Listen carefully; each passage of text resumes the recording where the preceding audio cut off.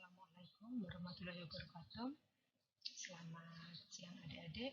Hari ini kita akan melanjutkan perkuliahan kita dengan tema Sustainable Landscape Design. Kenapa kita harus berpikir tentang Sustainable Landscape Design? Sebenarnya kita akan melihat ke arah bagaimana kita menata lingkungan kita supaya dapat berkelanjutan. Nah, berbicara tentang Sustainable Landscape Design, kita harus mulai memikirkan di awal apa yang kita rencanakan itu memang benar-benar didasarkan pada keberlanjutan, pada sustainability. Jadi dimulainya juga nanti apa yang akan kita buat itu semuanya didasarkan pada sustainability. Kemudian selain desain yang memang sudah dicanangkan, sudah kita siapkan itu dalam mindset kita, dalam bentuk sustainability, kita juga akan menyusunnya itu dalam aturan sustainable, aturan keberlanjutan. Tahapannya juga mengikuti tahapan keberlanjutan, kemudian nanti untuk perawatannya pun didasarkan pada keberlanjutan, didasarkan pada sustainability sendiri. Ini tahapan-tahapan ini di dunia pertanian banyak yang akan bisa kita lakukan. Dilihat dari kondisi tersebut, prinsip untuk sustainability landscape design itu ada 5 hal. Yang pertama itu fungsional. Jadi kalau kita berbicara tentang desain landscape, itu yang pertama itu fungsinya, fungsional. Fungsional itu yang seperti apa? Ya memang dibutuhkan, memang harus ada. Nah, misalnya kita muslim gitu, kita pakai baju, ya yang penting kita bisa nutup aurat. Itu fungsional. Mau bentuknya, mau bahannya, mau gayanya, apapun itu, matching atau tidak kayak gitu itu dasarnya semuanya terhadap fungsional, fungsinya. Ya, di dalam landscape pun seperti itu. Fungsinya apa? Mau digunakan untuk tempat parkir kah? Mau digunakan untuk tempat bermain kah? Atau digunakan untuk lahan pertanian lestari? Itu semuanya dalam bentuk fungsinya. Baru kemudian yang kedua itu maintainable. Memang bisa dirawat. Kita bisa merawatnya. Yang kedua, kemudian yang ketiga itu ada ramah lingkungan ya, environmentally friendly. Jadi memang harus ramah lingkungan. Ini prinsip terhadap sustainability. Itu tentu saja ramah lingkungan itu akan mempunyai peranan yang sangat penting. Kemudian dalam pengelolaannya, dalam pembuatannya juga membutuhkan biaya. Nah, biaya yang kita gunakan itu harus biaya yang benar-benar efektif, cost efektifnya, biaya yang dikeluarkan sesuai dengan kebutuhan.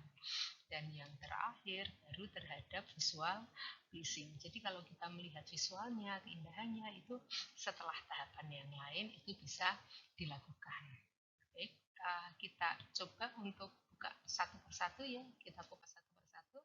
Yang pertama, kalau kita melihat ke fungsional, ini akan mengikuti terhadap semua aktivitas yang kita butuhkan dalam landscape kita. Fungsional itu sesuai dengan tujuan kita membuat. Kalau membuat taman kota, ya fungsinya sebagai taman kota. Kalau mau membuat taman lingkungan, ya taman lingkungan. Tadi kalau Ibu sampaikan, kalau kita mau membuatnya itu kawasan pertanian lestari, ya berarti kita arahnya ke pertanian lestari. Kalau kita mau melihatnya kepada kebun koleksi, ya arahnya ke kebun koleksi. Ini fungsional. Dan kita akan melihat apa yang dibutuhkan dalam fungsi ini. Nah, ini yang kita namakan fungsional itu dari prinsip yang pertama dari Sustainable Landscape Design. Yang kedua, itu maintainable. Dapat dirawat dengan mudah tentu saja karena kita berbicara tentang kondisi yang sustainable. Pada saat kita membuat desain landscape, kita membuat suatu kawasan, sebagus apa kawasan itu kalau tidak bisa dirawat, kita tidak bisa melakukan pengelolaannya, jadi akan percuma. Jadi memang kita harus melihat bagaimana apa yang kita letakkan di situ, apa yang kita buat di situ itu bisa dirawat. Ini kita tentu saja juga akan berusaha mengurangi tenaga, mengurangi biaya tanpa mengurangi esensi yang ada. Jadi akan lebih mudah karena kalau membutuhkan tenaga yang banyak tentu saja kita akan butuh ruangan waktu yang luar biasa. Nah ini tentu saja harus dilihat apa yang diberikan di sana. Ini maintainable.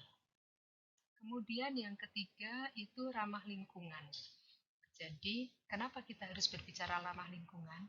Apapun yang kita buat di landscape yang seperti apa itu akan mengurangi dampak negatif yang akan muncul, akan terjadi di area tersebut. Efek negatif dari kondisi lingkungan itu. Nah ini yang kita sampaikan sebagai ramah lingkungan. Jadi kalau kita di pertanian misalnya, kalau kita akan mengurangi runoff, jadi kita lihat di siklus air, kalau kita melihat runoff itu luar biasa, kayak gitu itu bagaimana caranya kita bisa memperbesar infiltrasi dan mengurangi runoff. Dan itu akan kita lakukan kondisi yang seperti itu.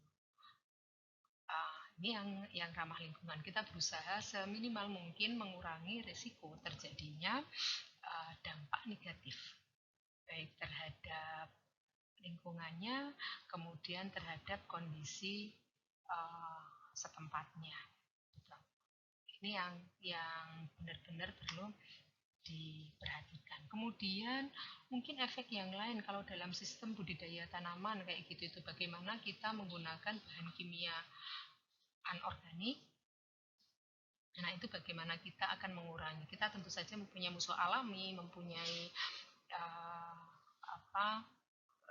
keterbatasan ya, tanah itu bisa menerima berbagai macam dampak yang diperoleh. Nah ini kita meminimalisirnya. Seperti apa kita dapat meminimalisir? Tapi tanaman tentu saja tetap menjadi tetap sehat, tanaman tetap bagus, tetap enak dilihat seperti itu. Jadi ini memang akan dijaga supaya kondisinya tetap aman. Ini yang kita sampaikan sebagai ramah lingkungan. Dan kemudian yang berikutnya itu adalah cost efektif. Kalau ramah lingkungan tadi dapat dipelihara, dapat di-maintain kayak gitu, itu tentu saja semuanya itu membutuhkan biaya. Nah, biaya yang digunakan ini merupakan biaya yang paling minimal. Biaya yang paling kecil bisa diberikan. Kalau kita membuat desain lanskap tapi perawatannya besar, nah, kemampuan kita seberapa? Ini yang harus dipertimbangkan. Semakin kita gunakan untuk publik misalnya, semakin banyak orang yang bisa menggunakan, yang bisa mengakses, tentu saja kalau perawatannya intens, membutuhkan biaya yang tinggi. Sehingga kita bisa menggunakan biaya itu bisa ditekan tapi tidak akan mengurangi esensi dari kondisi yang ada, dari desain yang dimunculkan. Nah, semakin rendah perawatan yang harus dilakukan, tentu saja semakin rendah juga biaya yang akan dikeluarkan. Ini perlu kita perhatikan. Kemudian yang terakhir baru terhadap visual pleasing, keindahannya. Kalau tadi di awal Ibu menyampaikan fungsional itu kalau seorang muslimah kayak gitu itu yang penting kita menutup aurat. Tapi kalau di visual pleasing tentu saja kita akan melihat pada saat apa yang kita pakai itu tidak sesuai atau tidak enak dilihat atau nabrak-nabrak gitu ya bahasanya, itu juga akan tidak enak. Orang melihatnya juga tidak nyaman. Ini sama dengan pada saat kita membuat desain dari suatu landscape. Kalau nabrak-nabraknya keterlaluan, tidak enak dilihat, tidak punya tema yang jelas, kayak gitu itu ya akan dilihatnya juga tidak nyaman. Nah, ini walaupun kalau kita lihat mungkin selera orang berbeda-beda, tapi kita bisa melihat selera umum atau selera pengguna landscape-nya itu seperti apa, tapi akan dilihat lebih nyaman itu seperti apa. Nah, tentu saja kondisi ini perlu step by step proses yang akan membuat landscape yang lebih baik, ya, desain landscape yang lebih baik. Nah, untuk step by step landscape yang lebih desain landscape itu seperti apa akan kita lanjutkan untuk minggu depan. Tapi untuk pertemuan hari ini kita nanti akan melihat kondisi masing-masing terhadap prinsip desain landscape yang berkelanjutan. Terima kasih untuk siang hari ini. Kita akhiri dengan hamdalah. Alhamdulillahirabbil alamin. Assalamualaikum warahmatullahi wabarakatuh.